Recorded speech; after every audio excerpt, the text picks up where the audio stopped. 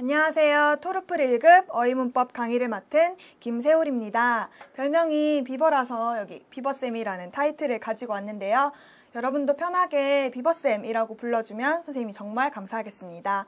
우선 토르플 1급을 응시하고자 하는 여러분들은 아마 각자의 목적이 있을 거예요. 어떤 목적을 가지고 있는지 선생님이 잘은 모르지만 대학 진학에 도움이 된다든지 아니면 토르플 1급을 목표로 러시아어 실력을 더 증진시키고 싶다든지 등의 여러 가지 이유가 바로 그것입니다. 그렇다면 오늘은 토르플 1급에서 원하는 목적, 그리고 어휘문법 준비 시의 유의사항, 그리고 어휘문법 문제에 대한 접근법과 앞으로 어떤 교재로 어떻게 강의가 진행될지에 대해서 간단한 오리엔테이션이 있겠습니다. 한번 가볼까요? 자, 앞서 말했듯이 1강 오리엔테이션에서는 어떤 소개가 있다고 했었나요? 1번, 토르플 1급에서 원하는 것은 무엇인가? 에 대한 답입니다. 그리고 2번, 토르플 그람마티카 리엑시카 준비 시의 유의사항이라든지 3번, 4가지 부분으로 구성이 되어 있는데요. 어휘문법은 이 4가지 부분에 대한 접근법, 그리고 4번, 강의 교재 및 진행 소개가 이어질 겁니다. 자, 첫 번째로 토르플 1급에서 원하는 것은 무엇인가에 대한 답이 되겠네요. 토르플 1급의 성취 목적은 뭐래요? 토르플 1급의 성취 목적은 일상사회에서 사회문화적인 부분에서 원어민과의 기본적인 의사소통을 할 수 있도록 하는 데 있습니다. 그렇다면 이 토르플은 원래 어떻게 구성이 되나요? 읽기, 쓰기, 말하기, 듣기, 그리고 선생님과 함께 정복하게 될 문법, 어휘 부분, 이렇게 해서 5가지로 구성이 되어 있어요. 그중 이 문법, 어휘 준비 시 유의사항이라면 첫 번째로 사전 사용을 할 수가 없어요. 그리고 이 어휘 문법은 165문제로 구성이 되어 있는데 이건 추후에 제가 얘기 드릴 4파트로 구성이 되어 있어요. 그리고 시험 시간은 뭐래요? 60분으로. 그래서 근데 이거 답안지를 점검할 시간이 필요하므로 50분 안에 반드시 마무리하는 연습이 필요하겠죠? 50분이에요. 50분.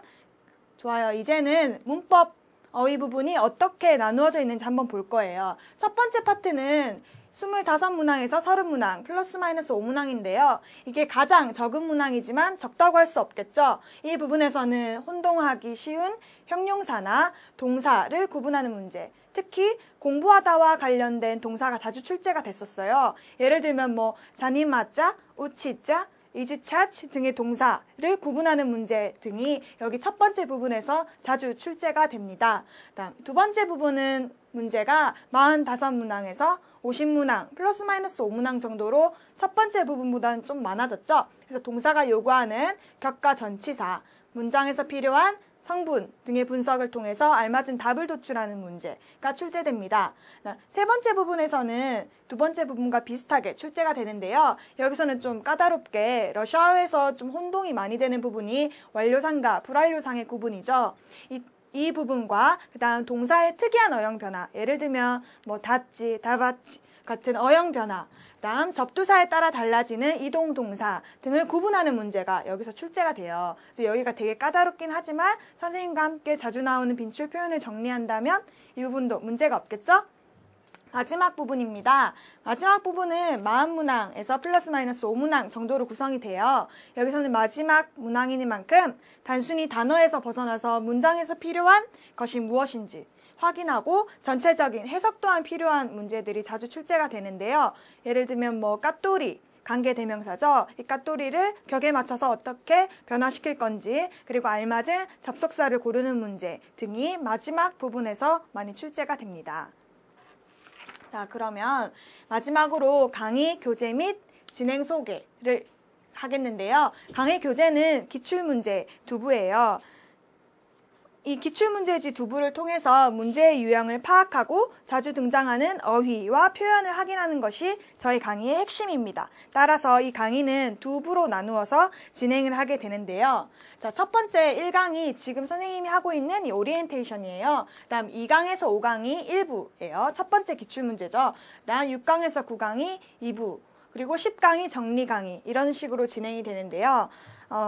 첫 번째 2강에서 5강 1부에서는 앞서 말한 4가지 부분에 대한 접근법이 있었죠. 이 4가지 부분을 알고 꼭 알아야 하는 개념이 있는 문제를 다룸으로써 4가지 부분을 하나하나 파헤치는 것이 우리들의 목표입니다.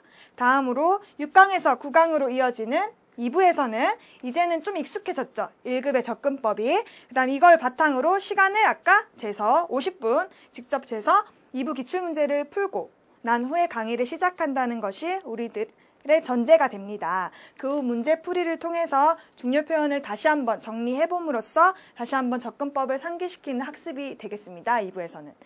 마지막 강의 10강에서는 정리 강의가 이어질 건데요. 여기 2강에서 9강까지의 기출문제지를 풀어봤죠. 그럼 이 두 문제지에서 중복되는 표현 및 그와 관련된 중요한 1급 표현들이 있을 거예요. 이 부분들을 다시 한번 조명해보고 정리해보는 시간이 즉 마무리 시간이 되는 겁니다.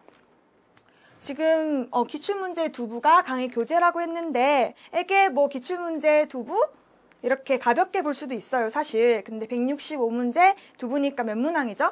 네, 330문항입니다. 이 부분이 어휘문법 유형을 연습하고 반복할 수 있는 기회가 될 거라고 선생님은 확신합니다. 그리고 한 가지, 아직 끝나지 않았는데 유의할 상황은 강의 시간이 40분에서 50분 시간이 매우 제한적입니다. 그래서 330문제에 달하는 이 모든 문제를 강의에서 전부 다 다룰 수는 없어요. 그래서 꼭 알아야 하는 개념이 있는 문제들을 우선적으로 다루게 될 것이며 이 강의에서 다루지 못한 부분에 대해서 걱정하실 필요 없어요. 왜냐하면 Q&A 게시판을 이용한다면 충분히 학습이 이루어질 수 있다는 거 보장할게요. 그리고 쌤도 강의 시간 내에 모든 문제를 330문항을 거의 대부분 다룰 수 있도록 열심히 노력할게요. 그렇다면 이 1부 2강에서 5강 진행되기 전에 꼭 자료실에 올려진 뭘 해야겠나요? 기출문제 1부를 풀고 답을 확인한 후에 본 강의를 들어주면 고맙겠어요. 그러면 곧바로 이어지는 2강에서 뵐게요, 여러분. 감사합니다.